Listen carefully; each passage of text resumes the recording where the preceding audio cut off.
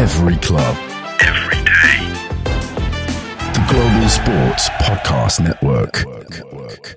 Hello and welcome back to the Daily Southampton, part of the Global Sports Podcast Network. My name is Greg Elliott, and today joined by the full Southampton cohort, my good friends, wonderful co-hosts. Oscar, how you doing? Yeah, all good, thank you. Good. Zach, how you doing? Yeah, all good, mate. For a Good. change. Yeah. Well, at time of recording, we are officially reached, or Sky Sports have announced, we have reached a verbal agreement with Will Steele to be our new manager. Whether we announce that as soon as it happens or wait until Sunday, I guess remains to be seen. But Oscar, you feeling nice and positive about that as a? Yeah, I think so. Like, I've been sort of looking into him a little bit over the last couple of days and trying to figure out how he'll work in line with our players and our squad, and even what that's going to look like next year. And obviously not quite to the level of Zach's detailed research, but I think it's good in a number of ways because I think it's quite an exciting prospect. Obviously, there's a risk with it.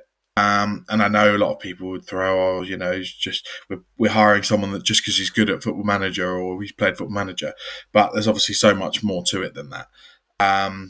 And what's nice about it is I've been trying to look into his last few seasons to figure out how we might play going forwards.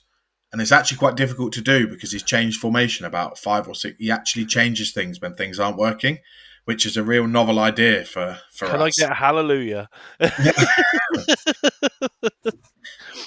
So, yeah, I mean, I've looked and he's done about 4 or 5 different systems over the last few years. So, yeah, I think it could be an interesting one.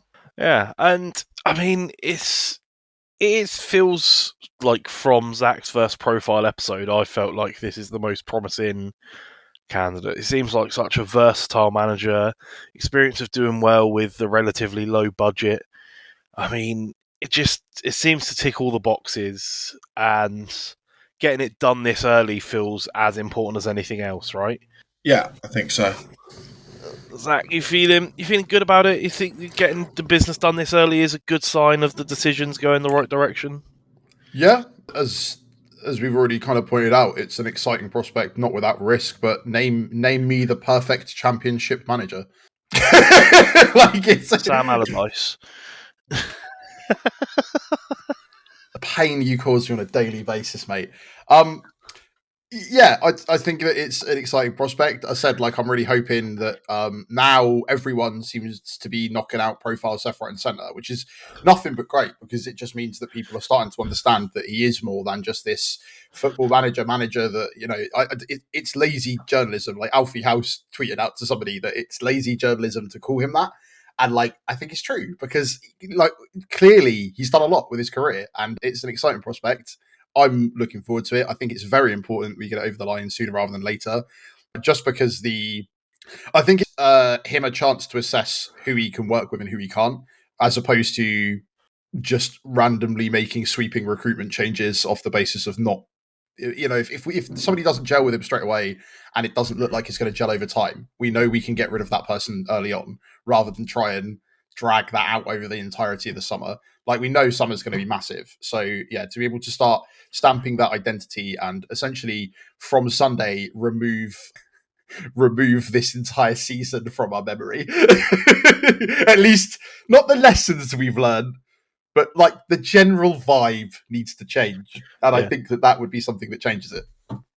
I think as well it gives him the chance to look at who he's going to, like you just said, like who he's going to want and who he's going to, and actually to start for the players to think, oh, okay, before they go away on holiday and before they go away, that this is maybe somewhere I might want to stick around. I know we've said in the past there's not that many we're actually too bothered about if they stick around or not, but at least he can then have a look and see what fits for him and have a conversation with those players before they all go away and start thinking about, this, I'm going here, there and everywhere.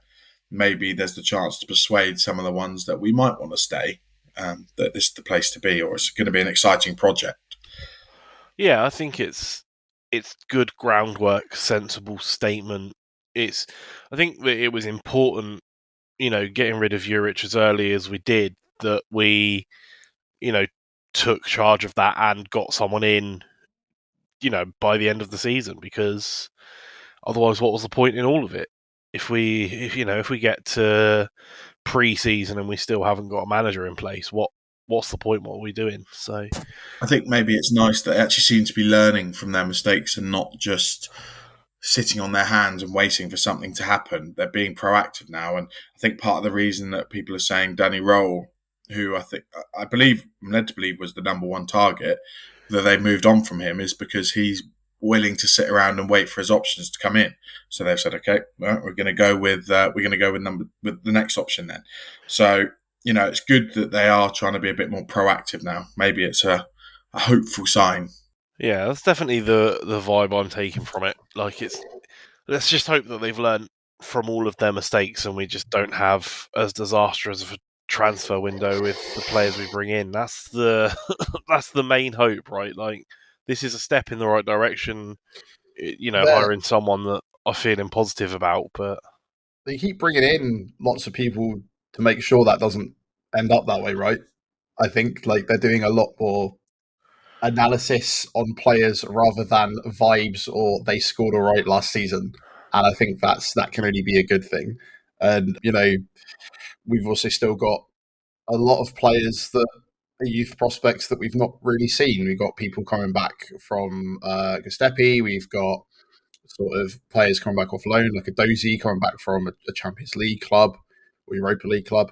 You've got Shea Charles coming back. We've got a lot of talent in the squad already that we do this thing, like we're all guilty of it as well, where we'll talk about all of the players on loan, we'll think about all the players on loan, we'll talk about how exciting that prospect is, and then we almost completely forget we've got not an entire squad's worth, but near enough that are away that are coming back to the club next season. So even if all of the players do go over the summer that we would be upset about, we've still got quite a few that are ready. Especially people like a Dozy, right? He had a season in the Championship already.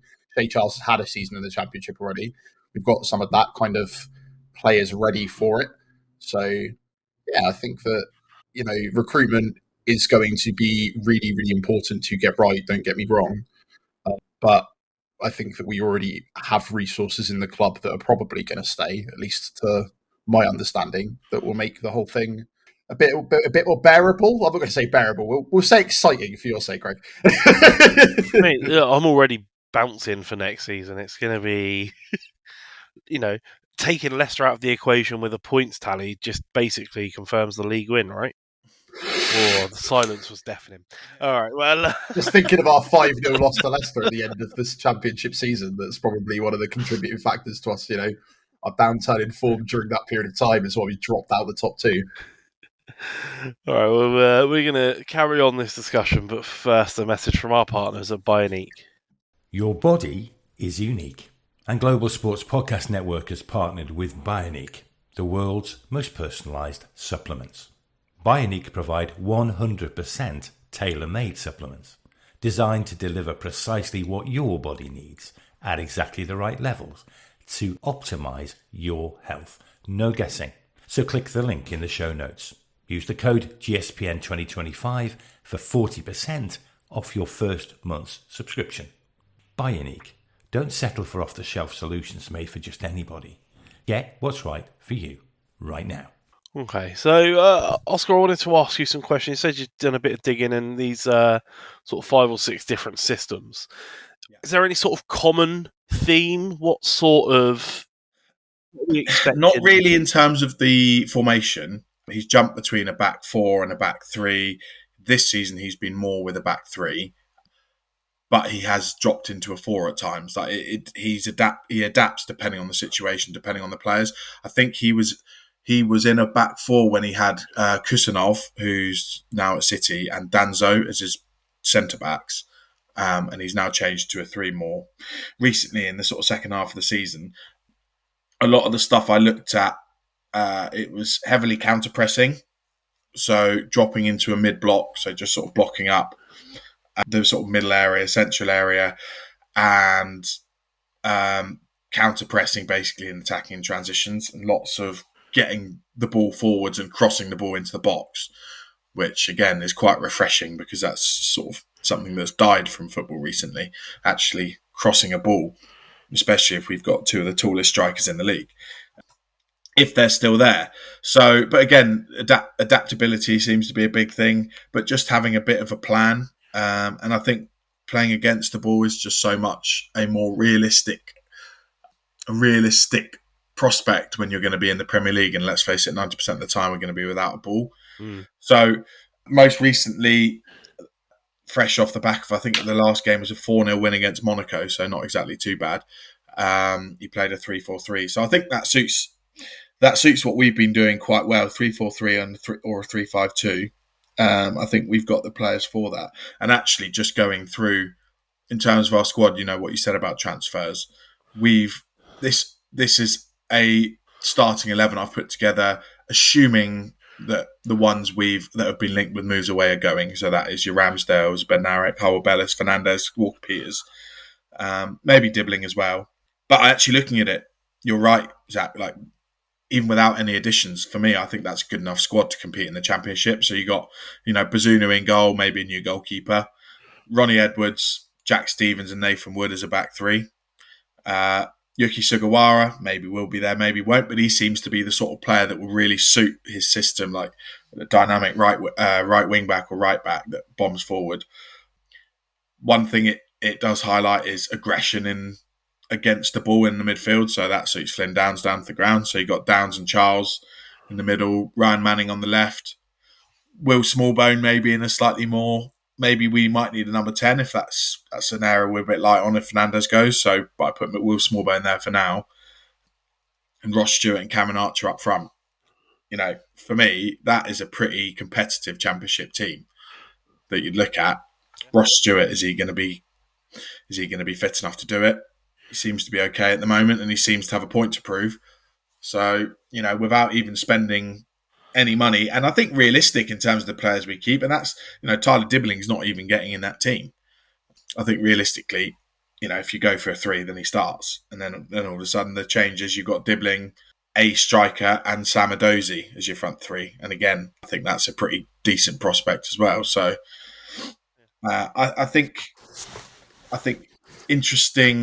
some interesting and good attributes. One thing that did raise my eyebrows a little bit, which maybe he'll fit in with Southampton quite well. 2 weaknesses that it says on Who Scored of Lons last season was finishing chances and protecting leads, which I think that sounds very Southampton-y. Oh dear. I think that's really interesting. You're right. That's like quite a promising lineup. And I mean, you said Diblin doesn't make that squad unless it's a 3, but didn't he play as a 10 at under 21 level? So yeah, that's true. That might be a good job. Certainly at the sort of Championship level, maybe that's something that he could really come back into his element for. So it'd be that's a really interesting lineup. There's obviously still a couple of areas you'd want to improve there. Like you say, probably a number 10, maybe a striker, because you just can't rely on, Stewart's fitness, and Archer hasn't exactly hit the ground running so far, although I think we can all see the promise there. By the way, this is also assuming we don't have Adam Armstrong back. Is West Brom just going to buy him? Is that the consensus we've come to? Because yes. We might end up with an abundance of strikers, and that might be a problem. Yeah. When you pull the curtain back a bit and think about it, there's a lot of hope there, really, considering how poorly this season has gone and has sort of petered out. That's promising. I think probably in reality we do lose more than those players. I'm not blind to that. I was looking at the amount of players we lost last time we went down, and it is pretty eye-opening if you look back at it. I think there's, sort of 10, 15 players that left. But I genuinely just look at this squad and think, I don't look at them and think, oh yeah, someone will line up to buy him, I just think, in reality, they probably are about suited to where they are. So, when you are second worst all-time Premier League, you're right that you are going to be tarnished with that reputation. And as I said in the build-up to, that you'd want to fight for the pride to not be part of the worst Premier League team of all time. And they've managed to achieve that. But there are still going to be like, here's a fun Zach tangent that is related, I promise. A long time ago, I worked for a video game retailer.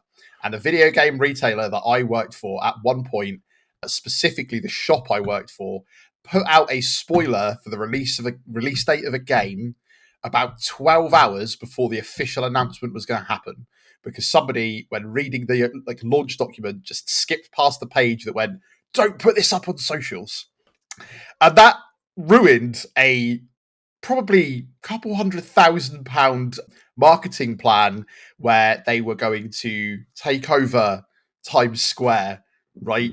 And that resulted in, a bunch of panic stations being hit. I was at the time at university, and I was one of the only people that had the logins to the socials. I didn't tweet any of this out, but they couldn't delete the tweet because they did it for a thing called TweetDeck, and they couldn't actually log into Twitter. So I come out of my lecture with about 15 missed calls. And the point of this story is that, like, 5 years down the line, when people from that company were coming to visit the store, when there was like a big discussion in a boardroom, they were like, that place in Eastleigh, isn't that the one that completely ruined everything? And that is, exactly how it's going to be. The point of that is that was what our store was remembered for. Not the fact that we broke the top 5 sales for the company for all of their games in 5 years afterwards. And it was the fact that whenever we were mentioned, it was, weren't they the guys that accidentally leaked our game and ruined our worldwide launch? And it's like, yes, we were. And that is how some of these players are going to be looked at, right? Where, weren't they the ones that were part of that really, really bad Southampton team? And that is going to be some of these players, it's going to stick with them for a while. And obviously history fades and people forget less.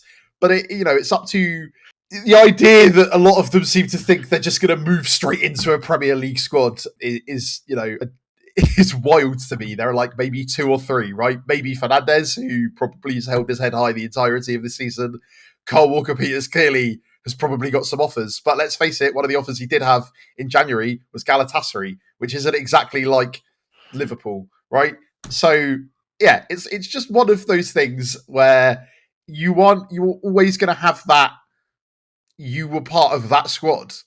So maybe they should just take their heads out of the clouds a little bit and pay attention to reality. That doesn't mean I necessarily want to keep them all. As Greg has also pointed out, I'd happily sack a lot if they don't want to be here, to be clear. But going forward, they're going to have to live with that, and we're going to have to deal with the fact that we're probably going to be stuck with more of the players, in my opinion, than we think we are. Maybe, I don't know, but it's a thing, right? It is, and it is a thing. All right, I've got some points to add, but first, a message from our partners at Zencaster. Here at the Global Sports Podcast Network, we spent a lot of time selecting our delivery platform, and Zencastr came out the clear winner. With 4K video recording from your phone and AI editing that automatically removes all those ums and ahs, it's super easy to start a podcast that sounds great and is delivered efficiently. If you're ready to tell your story, check out the link in the show description and learn more about Zencastr. Okay, yeah, you're right. It's going to be an interesting summer. There are going to be players who think they want to go who aren't going to be able to go. There are going to be players that we want to see stay that might well end up going. It's going to be... And, mate, there's players we keep forgetting about. Because when I mentioned Adam Armstrong, I had completely forgotten about Brereton Diaz. Yeah. Yeah, and you're right as well. The types of player like Ryan Fraser, what happens to him? I can't remember. Was he only on a 1-year contract when we brought him in? Is that finished? I want to say maybe a 2, wasn't it? Yeah. It's just going to be Reba as well. Yeah. Yeah, I think it's going to be a very interesting summer heading into the next season. And I guess the only hope that I take from it is that by the time we kick a ball the first game of the championship, I hope that we're settled a bit like we have, because the last time we went down it was horrible, right? We still had James Ward-Prowse and Nathan Teller in the squad every week for the first couple of weeks, and then they both, everyone knew Ward-Prowse was going. Do you think if there's any world in which, I know I'm not trying to go down the complete nostalgia route, but in which he comes back? Because let's face it, he can't get in the West Ham squad, who are Tottenham and Man United away from being the next in line to go down. So I think he's in that squad. He's been a bit about more in that squad since Potter's come back. Like, that's come in. I've noticed a lot. He's been around there significantly more. I don't know if it's it really depends, right? If the actual reason was that he wanted to get into the England squad and that clearly just isn't going to happen at this rate, like that's just not going to happen, then yeah, I could see him coming back. Do I see him coming back? Like, unless it's the end of his career, probably not. I think if he's still got another 2-3 years, I think he's happy to kind of fight for his place there. Plus, he's still got a record to fight for in the Premier League, and he ain't going to get that in the Championship. That is true, yeah. But I would be averse to seeing him back. But I also don't think I'm not one for, let's just go down all the old route. Let's get Redmond back. Let's get Danny Ings back. Let's get this, that, and the other. I do think that is one that if he's not getting game time there, makes sense. Adds to our squad. He's had 14 starts for West Ham this season, and bearing in mind he was out on loan at Forest for half the season. I think.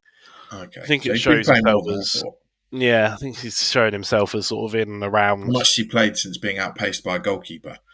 If you saw that, when Raya sprinted back past him. I think also it's the on just while we're having an aside on James Ward-Prowse, is like playing basically every minute of football for us ever, right? Like every single cup game he was part of, like he basically never missed out on a squad. When we had all those injury crises, this is why he was filling in like right back and stuff, because he was always a part of the squad.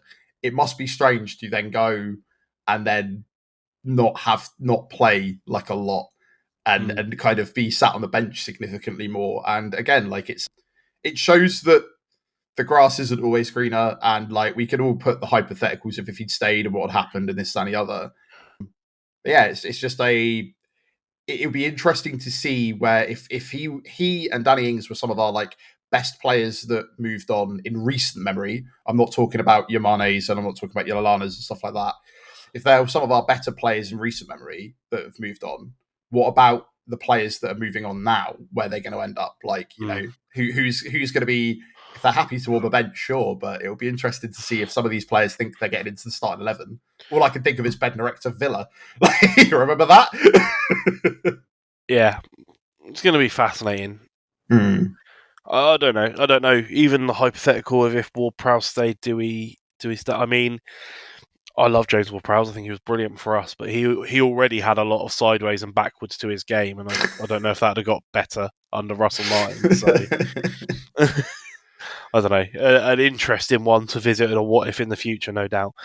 But well, look, that's just all we've got time for today. I can't believe it's absolutely flown by. By the time this goes out, maybe we've had full confirmation. If not, I'm fully behind Oscar's idea of the old school halftime reveal on Sunday. I'm fully down for that. Same. I agree. That'd be good. And also, that was a lovely bit of analysis, Oscar, from the side of things that I'm really bad at. Like, I really kind of enjoyed the idea of, this is how we might actually line up next season. Yeah, especially with the players that we've got, and in kind of like that side of things, because I'm really good at regurgitating information, like all historians. But I really, really enjoyed that little bit of analysis, and I think it's good. Yes, brilliant. Well, thank you very much, guys. Thank you, Oscar, for doing the homework.